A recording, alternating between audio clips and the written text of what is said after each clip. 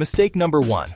Paying only the minimum due on your Apple Card could cost you over $2,000 in interest this year alone.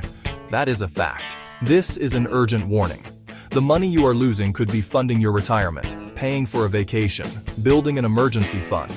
Instead, it is going directly to the bank as pure profit. We are going to fix this. Start right now. This requires your full attention. This is not a theoretical problem. It is happening in your account every month. You carry a balance and pay only the smallest amount. Think about that number again.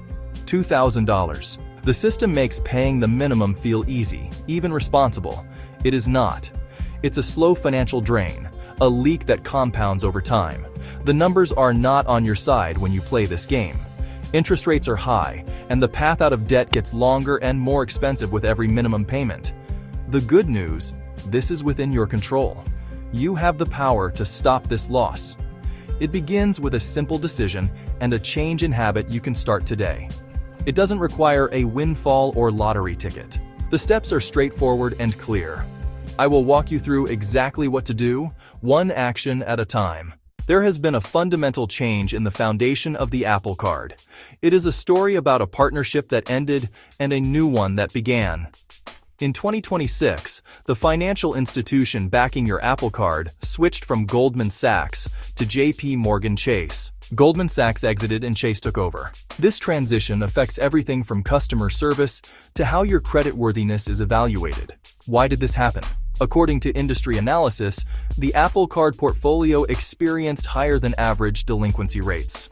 In simple terms, more users were falling behind on their payments than the bank had anticipated. For Goldman Sachs, this venture into consumer lending proved to be less profitable and riskier than they had hoped.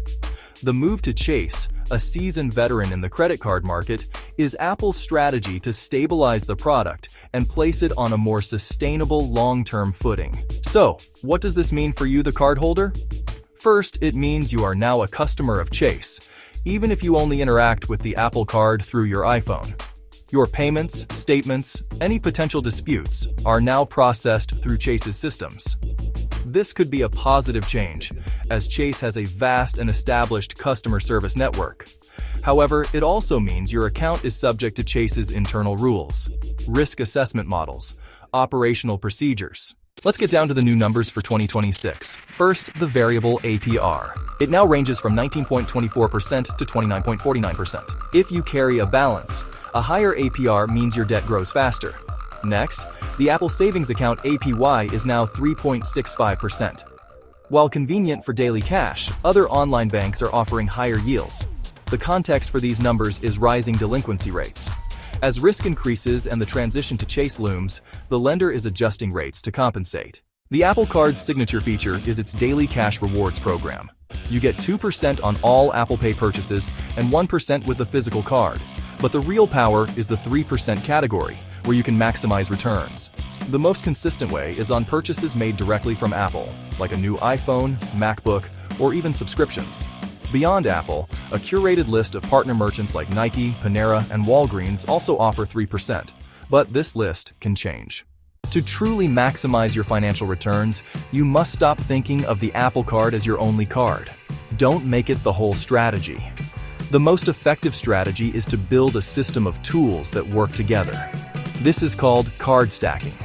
Use a small curated set of cards, each chosen for a specific strength to earn the highest reward on every purchase. The Apple Card is a powerful component, but it should not be the entire stack. This approach takes a little more thought, but the payoff is substantial. Let's build a simple, effective card stack for 2026. First card, the Apple Card. Its role is very specific. Use it exclusively for all purchases directly from Apple and any spending at current 3% partner merchants. That's it. For these transactions, it gives an excellent return. For everything else, it stays in your digital wallet. Next, a workhorse card. A simple, no-fuss card that offers a flat 2% back on all purchases. Several major issuers offer cards like this. This becomes your default for spending that doesn't fit the Apple Card's 3% or another card's higher bonus. Final piece, a rotating category card. These cards often offer 5% back on categories that change every 3 months, such as gas stations, grocery stores, or Amazon.com. Activate the categories each quarter and use that card for all spending in that category. The minimum payment is the most expensive feature on any credit card. Let's look at the math. On a $3,000 balance with a 24% APR, making only the minimum payment means it will take over 10 years to pay off. You'll pay more than $3,500 in interest alone. To escape this trap, always pay more than the minimum. Instead of the $75 minimum, try paying a fixed $200. You'll be debt-free in 18 months and save nearly $3,000 in interest. Your ultimate goal? Pay the balance in full each month to pay zero interest. Your credit score is your financial reputation. It is a 3-digit number that tells lenders how risky it is to lend you money. A higher score means less risk, better interest rates, higher credit limits, easier approvals. A score of 750 or above is considered excellent and should be your target. Achieving it is the result of consistent, positive financial habits. Payment history accounts for 35%. Pay on time, every time. The rule here is simple and non-negotiable. Pay all of your bills on time every single time.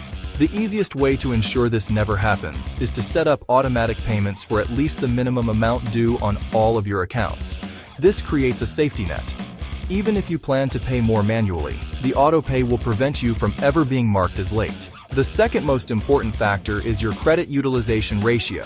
It makes up about 30% of your score. This is the amount of revolving credit you are using compared to your total credit limits. Your utilization is 30%. The lower this number, the better. A good rule of thumb is to keep your overall utilization below 30%. But to see your score increase faster, aim to keep it below 10%. With your Apple Card account now managed by Chase, there are several practical steps you should take immediately to ensure a smooth transition and protect your financial information. Let's go through the checklist. First, verify your information. Log in to your Apple Wallet. Meticulously check that all of your personal and contact details are correct. Legal name, mailing address, email address, phone number. A simple typo in an address could mean you stop receiving important paper statements or legal notices. Because Chase's system is now the system of record, make sure it has your correct data. Re-link your bank account for payments. Delete the payment account. Re-add the payment account. Confirm the connection is secure and active in the new Chase system. Second, download and save your past statements. View your Goldman Sachs era transaction history. Save PDF copies of at least the last 12 months of statements. Keep them in a secure folder on your computer or in cloud storage. These documents are your official records. If a dispute arises, your copies are invaluable. Do not rely on the new system to preserve all historical data. Finally, monitor your credit report. Check Equifax, check Experian, check TransUnion.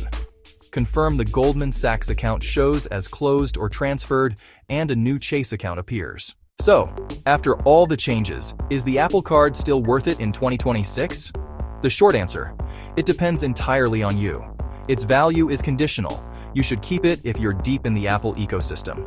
The 3% daily cash on Apple purchases and services is hard to beat. If you use Apple Pay and always pay your balance in full, it's a powerful tool for simple, instant rewards. But you should consider other cards if you carry a balance. The high APR can be costly. And if your main spending is on travel, dining, or groceries, other cards will almost certainly offer better rewards.